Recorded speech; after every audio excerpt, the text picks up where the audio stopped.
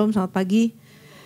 Pesan Tuhan buat kita yaitu banyak cara tersedia, gunakan cara Tuhan. Ya, gunakan cara Tuhan. Diambil dari 2 Raja-Raja 5 ayat yang ke-10 dan 11. Nah, kalau lihat judulnya aja sebetulnya ya. Sebenarnya sebagai orang percaya pasti kita setuju, bener gak?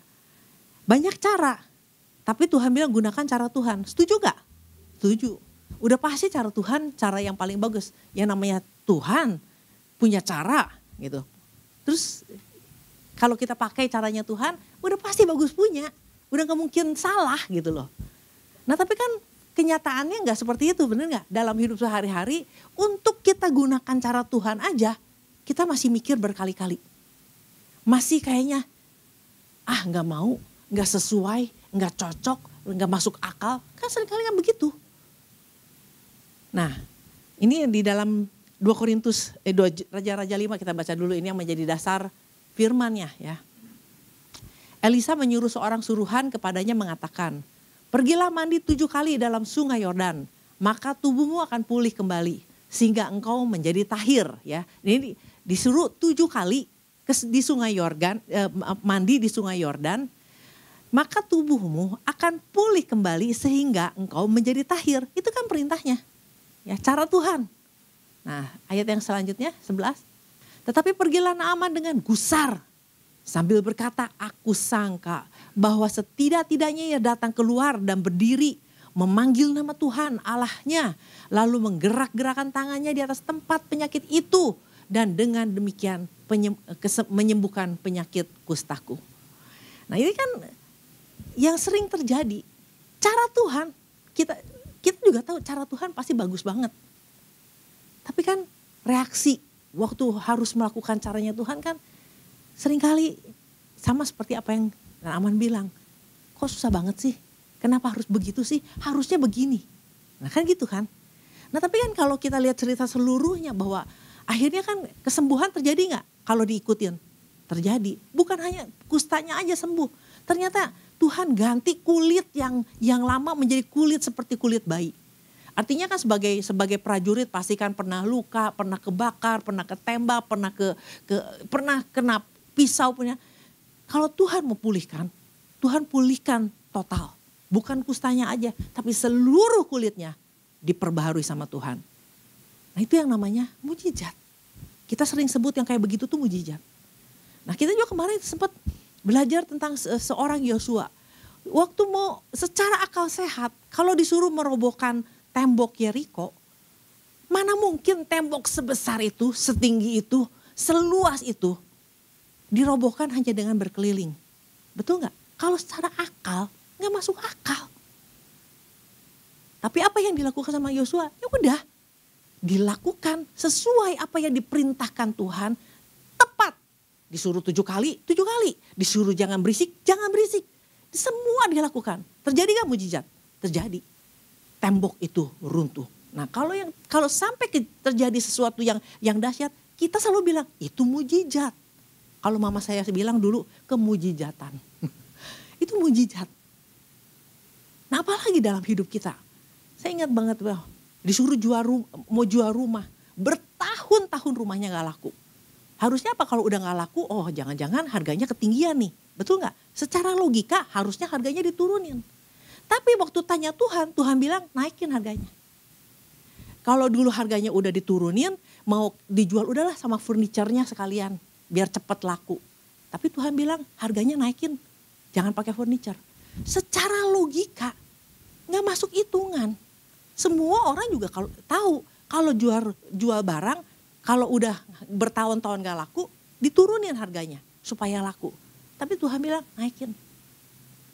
Nah kalau kita nggak mau, kalau kita masa sih, asa nggak mungkin sih, udah jangan dilakukan. Tapi kalau kita tahu bahwa ini caranya Tuhan, walaupun nggak masuk akal, ya udah jalanin aja. 3 hari kemudian rumahnya laku. Mau bilang apa? Mujizat itu. Kita bilang itu mujizat. Sebetulnya ya itu memang mujizat, tapi itu cara Tuhan. Itu cara Tuhan.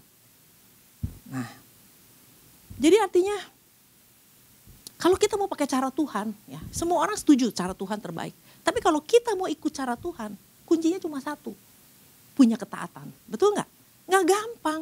Tuhan kadang-kadang kasih instruksi-instruksi itu yang kayaknya nggak mungkin bisa dilakukan. Rasanya nggak masuk pikiran, nggak bisa masuk hitungan.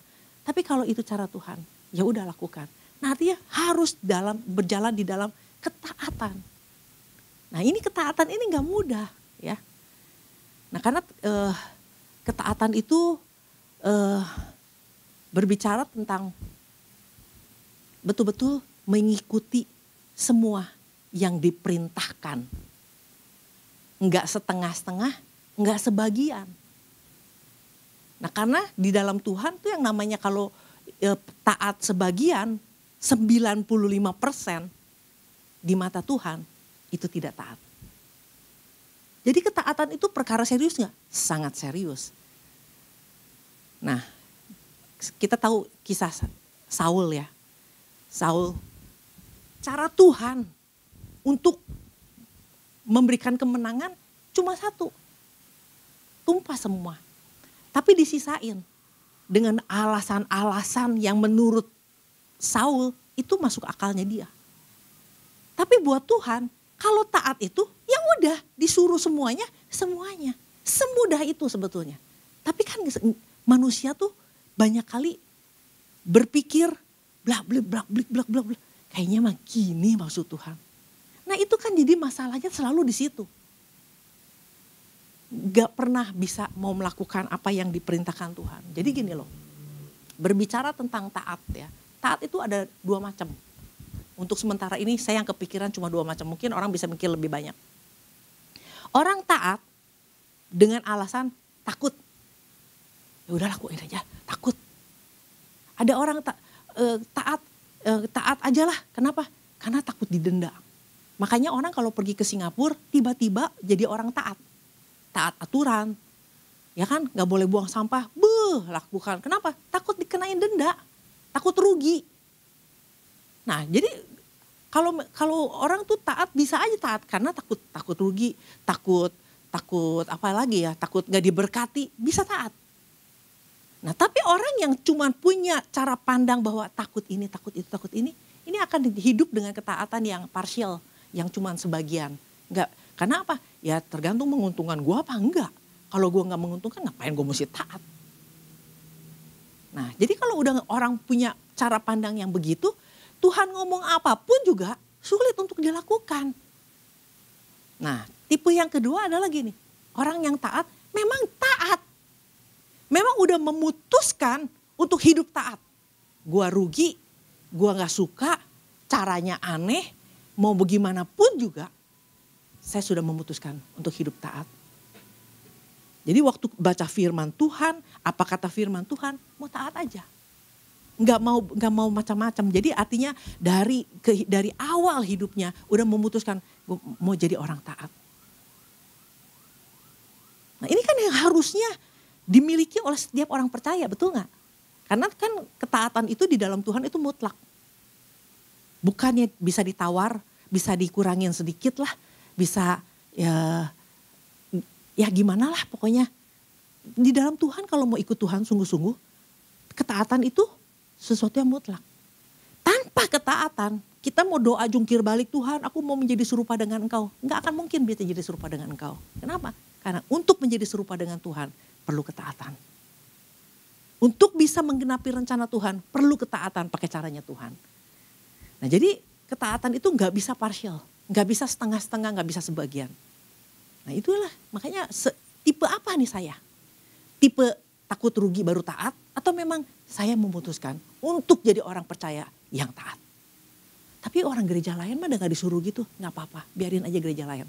Pegang Alkitab yang sama, mau taat mau gak taat itu bagian kita. Karena Tuhan sendiri yang memutuskan. Tuhan sendiri yang bilang bahwa ketaatan itu sesuatu yang mutlak. Di dalam kerajaan Allah, ketaatan itu mutlak.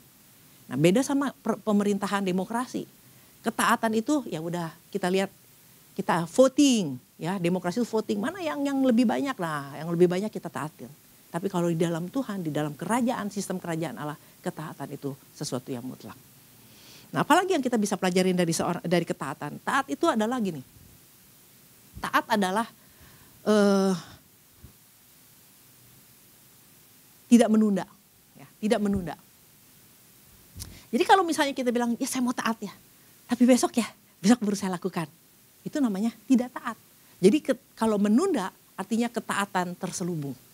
Ya, contohnya kita pernah dengar kisah murid Yesus, Simon Petrus. Dia waktu semalam-malaman dia mencari mau jala ikan, nggak dapet. Lalu Tuhan Yesus bilang, jala, pergi ke sebelah sana. Lalu Petrus bilang, kalau memang guru yang suruh, aku lakukan. Nah waktu dia bilang gitu, apakah dia bilang, tapi besok ya guru, sekarang mah capek, besok aja. Taat gak? Enggak. Jadi kalau memang secapek-capeknya Petrus pada waktu itu, dia udah semalam-malaman dia mencari ikan, nggak dapet. Tapi waktu Tuhan bilang, pergi sebelah sana.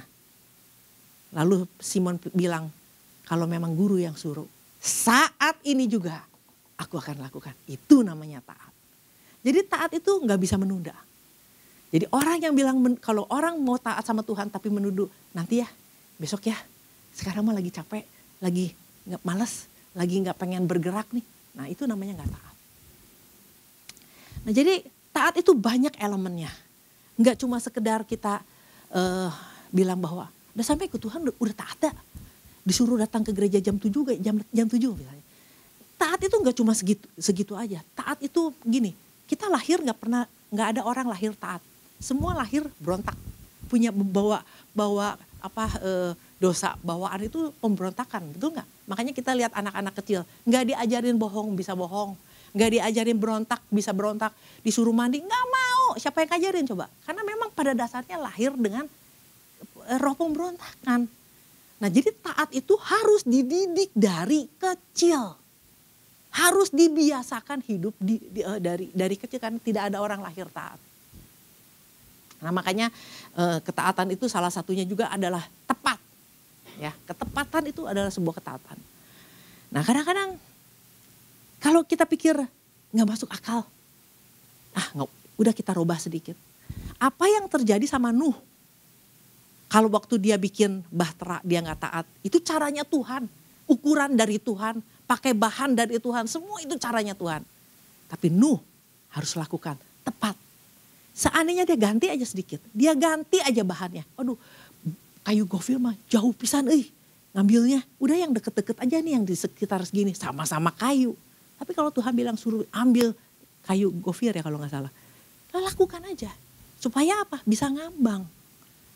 Nah inilah makanya di dalam kehidupan sehari-hari kan kita diperhadapkan dengan, kalau memang punya niat pengen hidup dalam ketaatan, kan dalam hidup sehari-hari juga kan saya selalu beberapa kali saya mendidik diri saya untuk ikut. Kalau memang di pintu disuruh didorong, ya kita dorong. Disuruh ditarik, kita tarik. Disuruh di-push, di-pull, itu semua kita ikutin aja. Walaupun gak ada orang, apa sih bedanya cuman pull sama push. Tapi kita lagi didik diri kita. Karena kita dasarnya orang tukang berontak. Jadi kita sendiri yang harus mendidik diri kita. Apalagi banyaklah dalam kehidupan sehari-hari. Wah, apalagi kita bergereja gitu ya. Ada perintah-perintah dari ketua, dari gembala. Gembala bilang jangan aja udah. Semudah itu. Sesimpel itu. Kita belajar. Tapi kan kalau gembala ngomong gue gak ikut. Tapi kalau Tuhan ngomong gue ikut. Kadang-kadang Tuhan ngomong lewat gembala loh. Kadang-kadang Tuhan bicara lewat orang tua.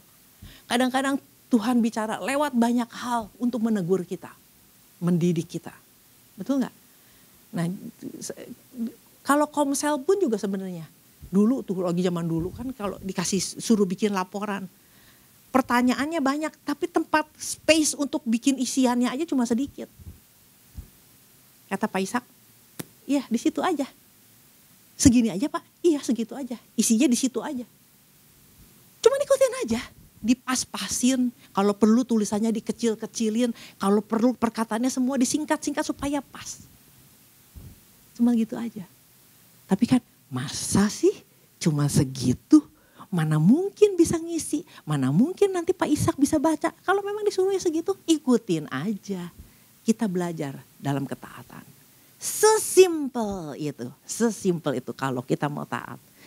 Nah jadi inilah yang sebenarnya Tuhan mau ajar kita. Makanya kadang-kadang ketaatan itu gak sesuai, gak cocok gitu ya. Nah makanya di dalam 1 Samuel 15 ayat yang ke-22 kita baca. 1 Samuel.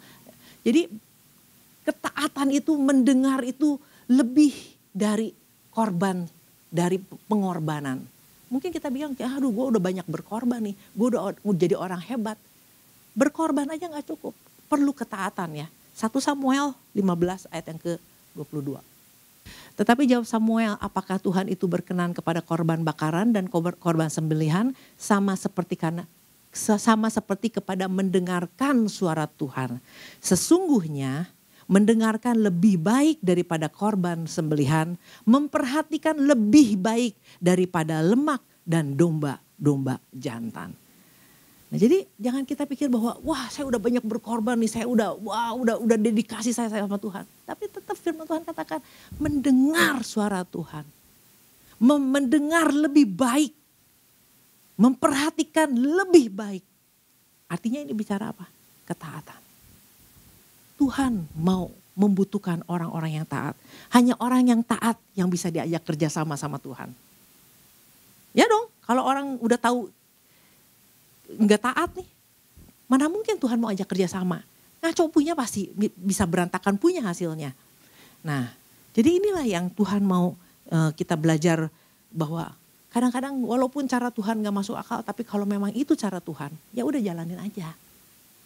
Nah, orang yang udah biasa hidup di dalam ketaatan, ya udah memang memutuskan untuk mau jadi orang taat, ya. Di dalam mengambil keputusan pun juga pertimbangannya udah nggak macam-macam, udah nggak nimbang nanti ini gini ya, nanti bakal gini, enggak. Hidup itu menjadi lebih mudah. Kenapa? Karena udah biasa mempertimbangkannya lewat firman Tuhan. Tidak memikirkan tentang nanti dia seneng gak ya, nanti orang ini marah gak, enggak. Kita harus memikirkan kalau gue lakukan ini Tuhan marah gak. Sesimpel itu. Kalau gue lakukan ini Tuhan senang gak. Nah kadang-kadang kan pertimbangan kita bukan pertimbangan Tuhan suka apa enggak. Nanti orang suka gak, nanti orang memandang gue apa, nanti orang bilang gue apa, nanti harga diri gue jatuh. Nanti selalu pertimbangannya kan gitu untuk bisa taat. Tapi orang yang udah biasa hidup taat, makanya kalau kita lihat kenapa sih ada orang yang hidup dari masalah ke masalah terus. Gak habis-habis masalahnya, karena itu.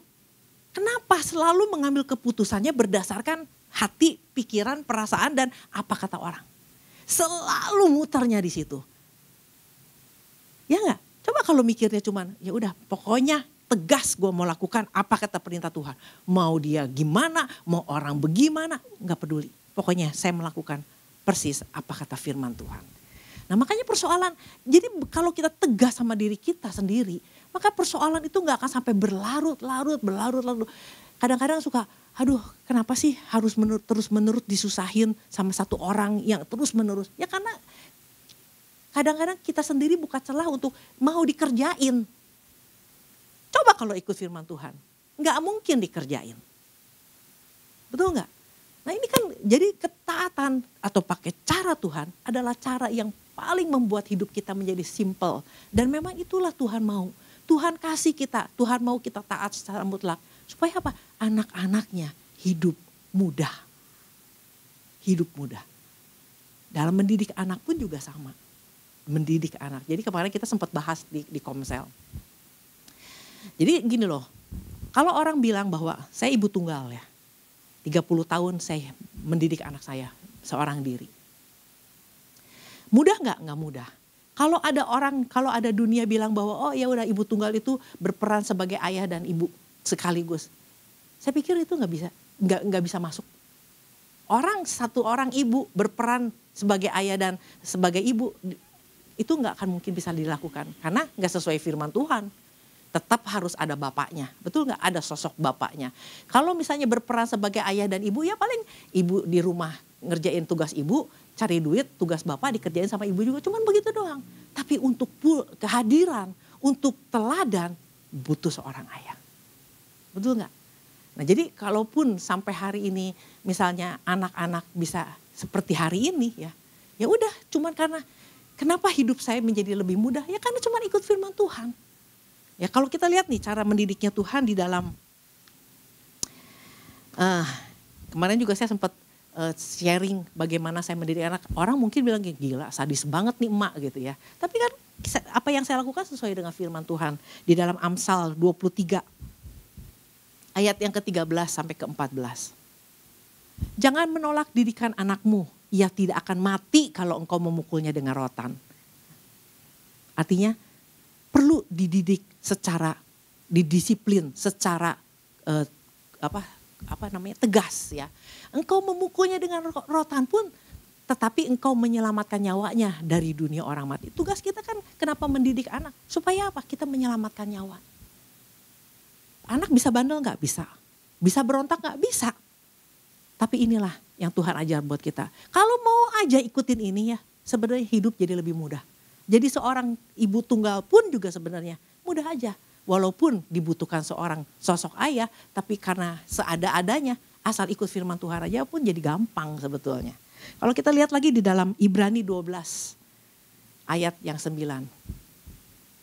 Nah kalau kita lihat ya, sekarang kan gubernur kita ya lagi mendidik anak-anak kan masukin ke barak.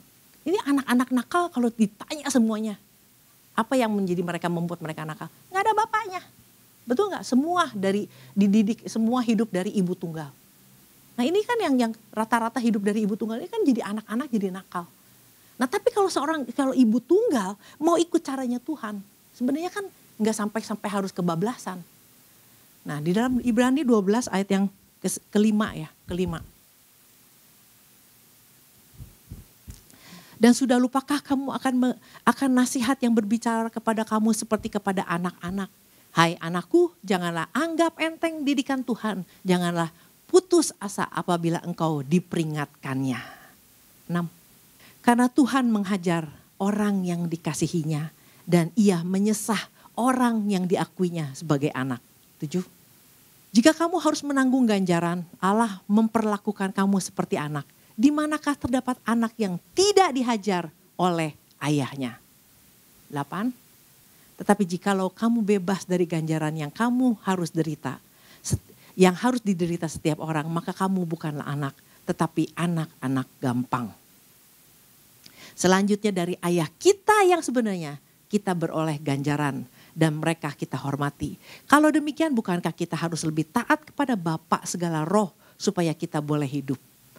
Nah jadi sebenarnya ada tugas Bapa yang memberikan ganjaran.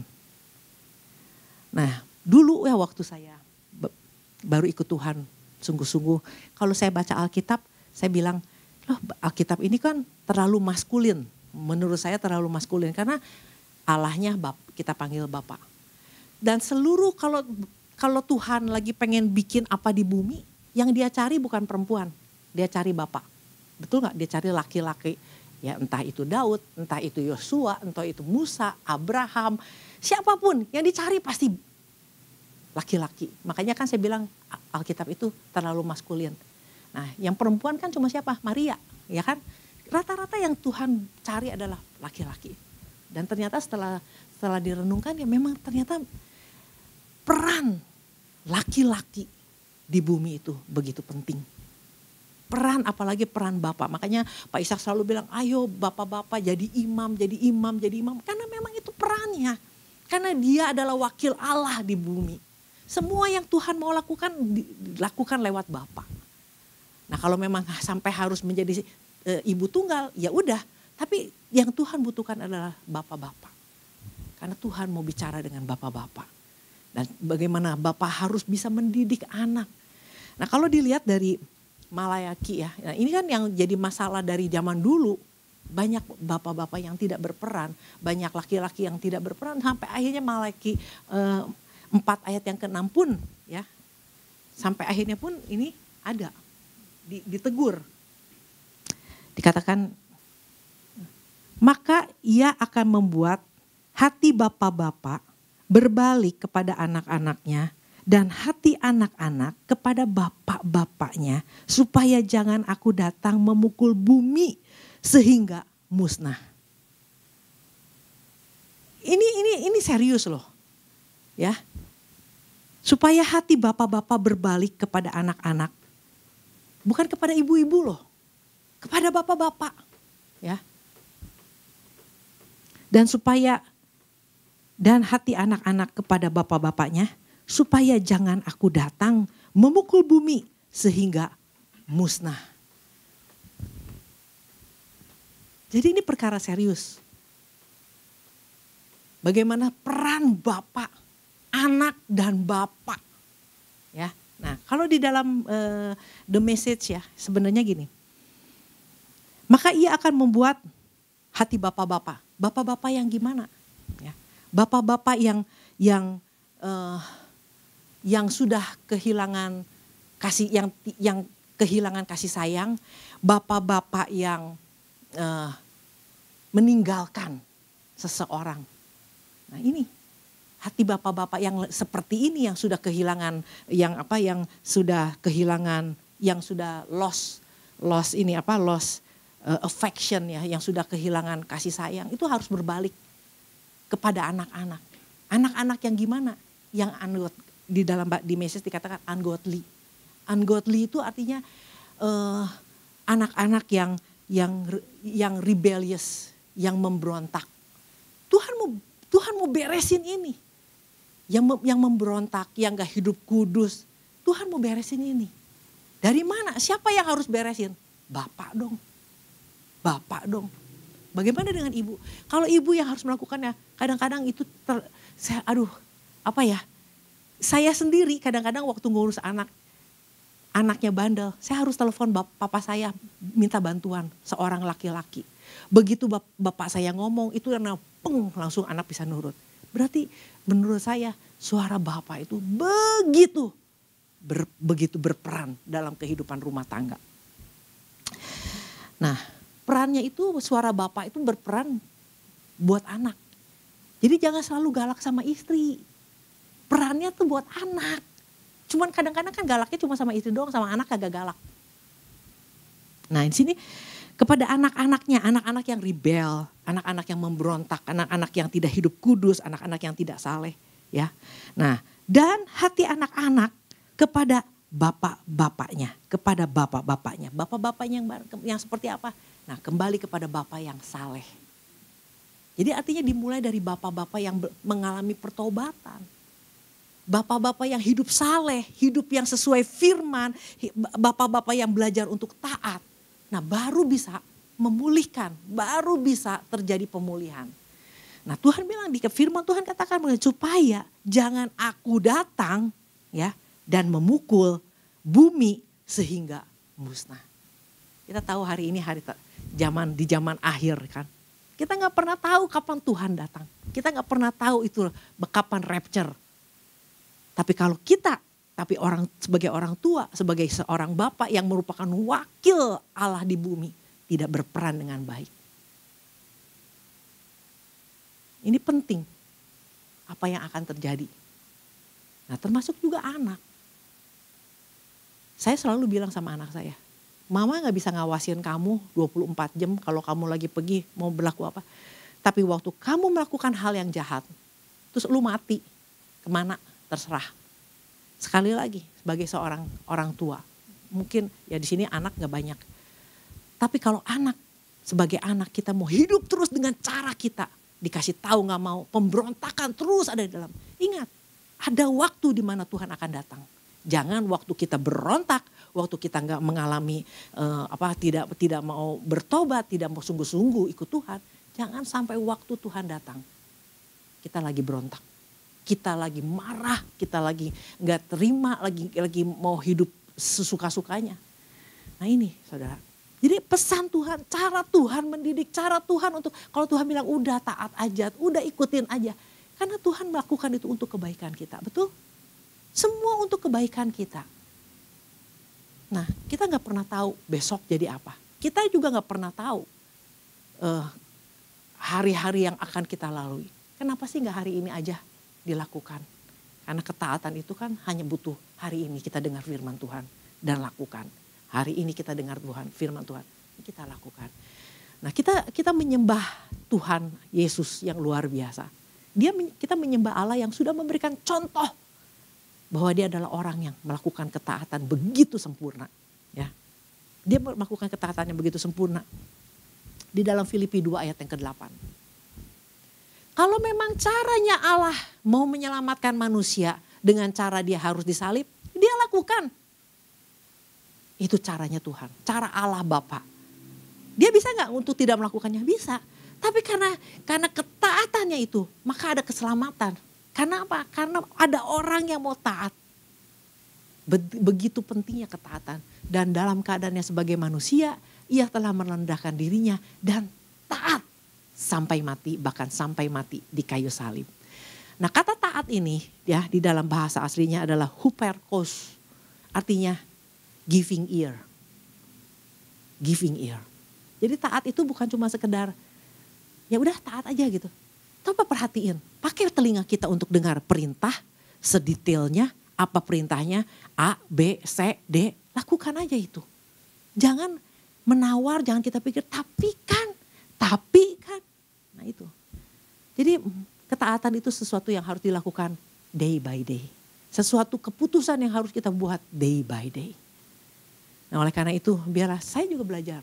Kita sampai hari ini kita tetap harus belajar. Artinya gini, walaupun kita memutuskan untuk taat setiap hari, bisa nggak keceplosan nggak taat? Oh bisa, namanya juga manusia. Tapi bedanya orang yang taat begitu ditegur sama firman Tuhan, dia berubah dong.